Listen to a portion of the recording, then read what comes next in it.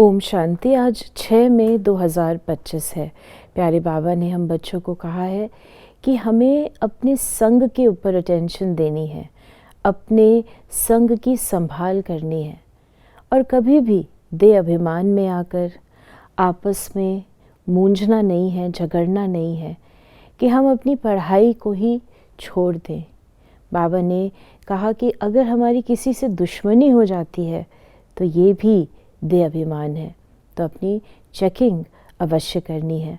प्यारे बाबा ने आज हम बच्चों को वरदान दिया है, न्यारे और प्यारे बनने का राज जानकर राजी रहने वाले राज युक्त भव।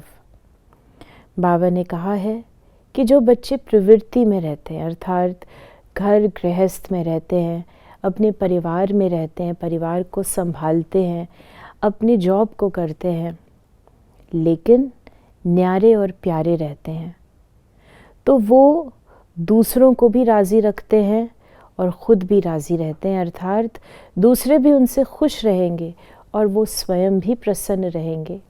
उनकी दिल साफ और सच्ची होती है तो बाबा की आशीर्वाद भी उन्हें प्राप्त होती है। हमें अपने कार्य को करना है, परिवार के साथ रहना है, लेकिन उसमें फंसना नहीं है, मोह में नहीं, लेकिन रूहानी प्यार में। हमारा सच्चा दिल का स्नेह एक दिलाराम बाप के साथ हो।